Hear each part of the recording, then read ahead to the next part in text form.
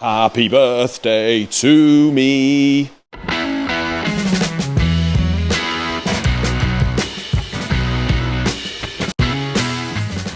Yes, guys, that is right. It's my birthday today, but it's not actually today when I'm recording. It's actually Tuesday because I'm not here today because it's my birthday. Got a day off. Mrs. is taking me to a spa. Bloody good wife she is. But anyway, guys, yeah, as I say, it's Tuesday and I've been cracking on with the Cosy and also the Honda Type R. So this is the one that's been sitting here for ages and we have been waiting for a piston and conrod kit from Wasner. So we've got the lovely pistons that are pretty much a similar crown to the top, but fairly funky. And we've got the I-beam rods, very nice conrod. And that kit comes in really reasonable price. And they do a 0.5 oversize on the piston, which is exactly the reason we wanted pistons in the first place. Nothing wrong with the originals really, but we needed to bore the block. So the block is over here, guys. I've managed to bore it this morning to 0.5 and I've just honed it. Obviously I've given it a little face over, needed a face, just letting that cool, and then that is all ready to be cleaned out and prepped, ready for putting back together because we've got to build the short motor. The Cosworth. So all I've got to do with this in a minute is hone the bores. We've got about 1.5 hours to come out of them. But what I'm doing, I'll face the block, took about 6 thou off the top of the block, but I'm just going into, first of all these holes here. So these are are they 17 mil? I think they are 17 mil diameter holes, and we need them 5 mil deep. So I'm just checking that the depth's correct on those, because if they're too shallow, the blue O-ring that you put in is not going to squish down far enough. So just going down with there, and what I'm doing is I'm just centering it as best I can, sort of on the X and the Y, and then just going down. Zero and me zero over there. I've just centered this one. So basically I've set me height by putting this on 0 and then pulling the head down on the face of the block. And then we go round. So each turn of this is 2.5 mil. So it's 2 turns of this we want to go. And you can hear in a moment. So that's just starting to touch now, guys. But I go a little bit over that, so I go about 4 thou over, wind that out, and that is all done. So I've done that. Now the next thing to do is check the depths on these 4. And I've got to go 5 mil deeper on these 2. And the reason for that is because we've got that lug in there. I've told you this God knows how many times before. You can see that lug there at the top of the block. The others haven't got it, but that lug there we need to go through. So you can see the thread is right at the top of that lug.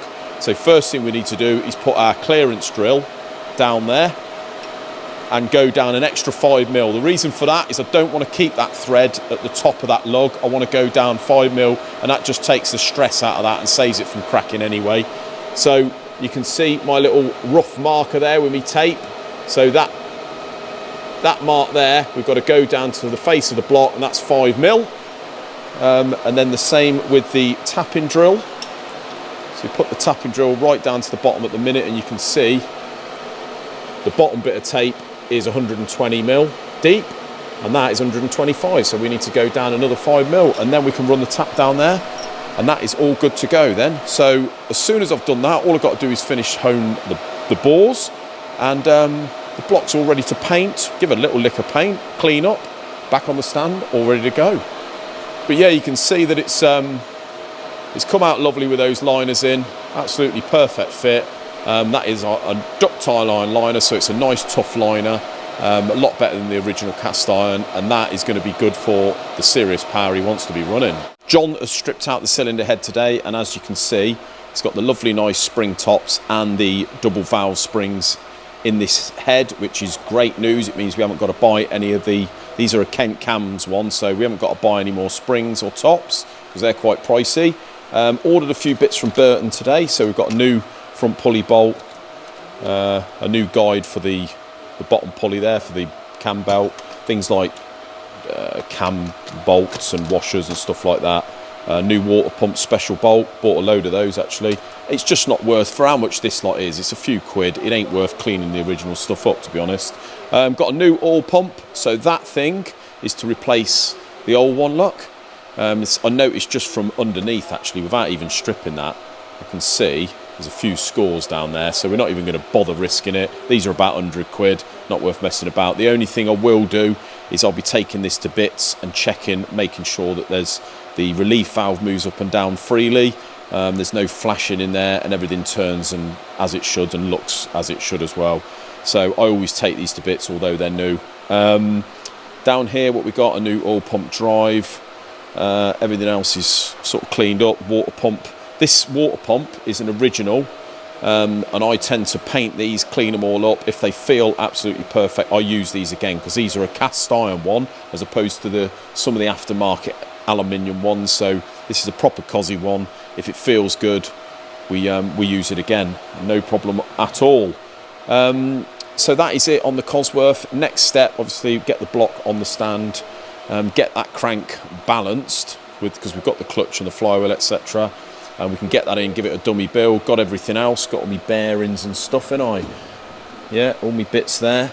So well on the way to getting this one sorted. I've ordered the cams today, so we're going for a 16 and a 14 cam, same as what it had in it, but it's a solid lifter profile. So Newman cams are supplying those two cams, different base circle on the and a slightly different profile on the solid lifter cams as opposed to the hydraulic cams, unfortunately. So we've got the solid lifters coming. The only thing I've had to do is there's a little shim that goes between the valve top and the solid lifter, and you get those from Burton. So I've ordered those today. So when we get all that stuff, we'll be obviously going through the head, checking that out, and setting up the valve clearances, and I'll show you how to do that when we get to that stage. Hello, boys and girls. First of all, I want to make an apology. At the beginning of this video, I said it was Tuesday. By the time you see this, it's going to be Wednesday, which is my birthday, and I'm not going to be here because I'm having the day off with my wife. Well, it's actually Thursday now, isn't it, if you notice? And that's because I didn't manage to get the video done. There was a specific piece which is coming up, which I wanted to put in today's video. So unfortunately, guys, I do apologise, but we are a day behind. So what is this all about? Well, we're sitting here in our lovely office, looking very pro with the plant and the cupboards, looking very officey.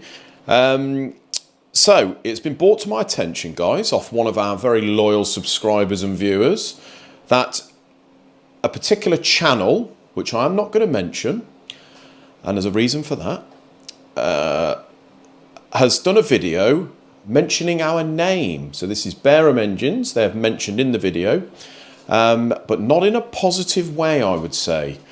So just to recap what the video is all about, it is a guy sitting there a little bit like I am, harping on about a particular Sapphire Cosworth that they've had numerous problems with. One problem of which, or actually two problems, they are naming our name as the cause. Now, not going to go too much more into it than that, but the first problem, let me just tell you how we were involved. So all we did was put 6 long studs in the 200 block for them. That's all we did. Now, the first problem was one of the long studs, when they got it back and they put the stud in, it was a bit on the piss. Now, I've done videos on this numerous times before as to the reason why this happens. Now, this was a bunch of circumstances, really, where we didn't have any studs. They didn't supply any studs. We had no studs in stock. It was a bit of a rush job that they needed back ASAP. So we got it out the door and done. Now, I've said to you before in the past with these blocks, I've had it 4 times. Bear in mind how many hundreds of studs I put in these blocks now. I do every 200 block that I build, a long stud. In the base of the block, you can have a bit of a hard spot on a casting. Now, if that hard spot falls in the unfortunate position of halfway where you want to drill for the long stud, what tends to happen, or what can happen, is the drill can wander away from the hard spot into the soft spot, and then you end up, but with the length of the stud, by the time it's in, it sort of goes on the piss. And this is what had happened in this instance. Now, 2 times it hasn't been that bad, or it's literally been probably a mil or 2 where you've had to just pull it over a bit to get the head on. Not the end of the world, but 2 of them have been proper crooked, and this was one of them. Unfortunately, I wouldn't have let it out the door if I had a stud. It shouldn't have gone out the door. There was hands up, no issue. We got the thing returned. We rectified it. I put an insert in there, which I've done on another one before. No problems, all sorted, everyone's happy. So that, we hold our hands up, you know, it was our fault, shouldn't have gone out. Now that isn't the reason I'm doing this. If they want to mention us for that, absolutely fine. It was the second bit. Now, first of all, the reason I'm not mentioning the name of the place is because that's not what we do. I don't feel that's the correct thing to do in any circumstance. I feel that if any company that are on YouTube, or there's a channel about a company, it can have drastic effects to the livelihood of the business. So like us, where a lot of our work comes from YouTube, that means that the work comes from the viewers. Now, the viewers are very, very important to us, obviously, for not just because, you know, we love the channel, love doing the videos, and we appreciate people watching, but because they are the majority of our custom base, and that is for our company. Our company is our livelihood. It's what feeds my children. It's what keeps Isaac going and puts money in his pocket. Same with John. And obviously, it's what makes the business what it is. So it is massively important. Now, I feel when you mention a company name, the only way I can describe it to you is, I feel that think of it as a court of law. So you've got whoever's doing the video is the prosecutor. The viewers are the jury. And if you mention a name, that name that you mention is the people that you're prosecuting against. So you haven't got at this stage any defence, and the defence would be the company, wouldn't it? So all you're doing is remember now, you've got a YouTube channel, you're an influencer, you are influencing that jury and trying to convince them that this company is what you're telling them it is. Now, if you don't tell all the facts, not saying the truth, but all the facts, then the jury are only getting probably half a story, or the story you are portraying to them. So what this isn't a retaliation video, this is a defence video. Now think of me as the defence. I am defending Barham Engines, I am defending my livelihood. Okay, I'm defending what puts food on the table for my children. So the bit in the video that has made me do a video, a defence video, was when the gentleman that sat down doing the moaning said that the block had to come back to us. That is true. The block did have to come back to us. He very briefly goes into the reason as to what we said was the problem. Now, he said that we said that basically it had pulled a stud out. What had happened is the car had done 500 miles. It had ripped one of the long studs out, the threads out the block, and it had blew head gasket. So the thing had to come up to bits again. He said that I told him that there was swarf in the bottom of that hole and the stud wasn't put in correctly. That was the reason that it pulled the threads. He then goes on to say, and this is the quote that has made me do this video, "I'm not buying that." So what that prosecutor is saying to his, bear in mind this ain't a few hundred viewers here, this is about 10,000 viewers so far. What he is portraying to that audience is that I am lying. I am lying about that, coming up with an excuse as to why I'm trying to make it someone else's fault. So all I'm going to be doing now is just giving you the facts. So I have 2 photos, which I did deal with the owner of the vehicle.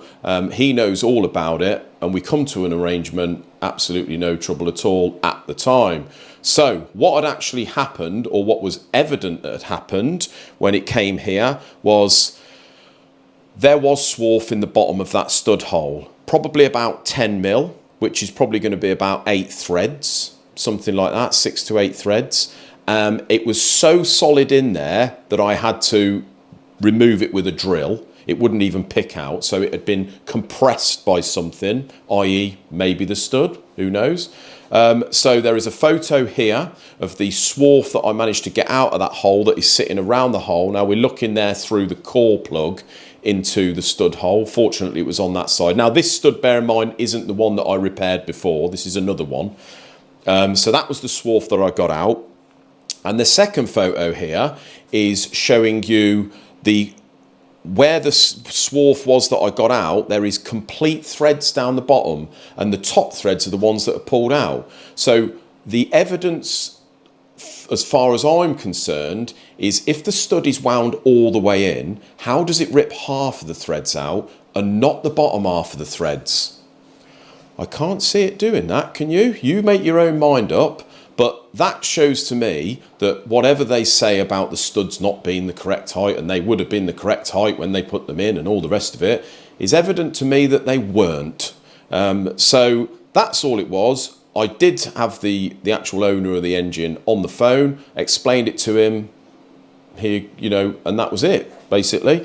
So for them to say they're not buying it, well, actually, mate, I ain't selling it. I was just telling you what I found when it come here. I rectified it, put helicoil in. The thing is evidently absolutely fine now, but it weren't my fault. So to portray us as these people that have had two of the same problem and it's just endless problems and they're going to name us because they feel that that's what they should do, then just be very careful. I think that was a shitty thing to do, boys. And it can have drastic consequences on a business. So the first problem, yes, I'm not saying that it wasn't our problem. It was our problem. We rectified it. It cost me more in the end than the job was worth to me. But I wanted to make the customer happy. And that was that. The second one, I've rectified for them, but it wasn't my fault. So to do a video showing thousands of people, and a lot of the comments on there were negative towards us. So obviously the way he's come across, he's sold them the fact that we had done 2 errors on this motor, and we're absolutely hopeless. We don't know what we do, and we call ourselves a specialist. Maybe we ought to stop making videos and concentrate on engines. I mean, what a load of rubbish. So yeah, that's why I don't mention company names. Don't get me wrong, we are not idiots. We are specialists in engines. We have a lot of engines in here. It just Cosworths alone, we do loads of them, you know. And we see engines in here from very reputable companies that you guys may think that have never had a problem in their life, and they've portrayed the whole time they've been running as problemless companies that just know everything. I've seen engines from them, and mark my words, if I told you some stories and mentioned names, you'd be horrified. But that ain't the way to go. We are not here to damage other businesses. We're here as an entertainment channel. We're here for an informative channel, and we are here to market our company to get more work, to keep food on the table for our children at the end of the day. So yeah, like I say, guys, it was not a retaliation video. It was a defense video. But that's why I don't mention names, and that's why I'm not mentioning these guys' names. I'm sure that they will know who I am because there's people going to be watching our channel, people going to be watching theirs. They're the ones I've done the video for, so they can see my defense side, what has actually happened, right? So rather than him sitting there saying, I'm not buying this, he knows damn well what's gone on. If he's got a problem with us, then he's got a problem with us, but don't go, that's just a dirty trick in my eyes, to be honest with you. So yeah, there we go, guys. Make your own mind up. That's all we've got time for. Thank you very much for watching, and we will see you tomorrow, Friday's video. Cheers, guys.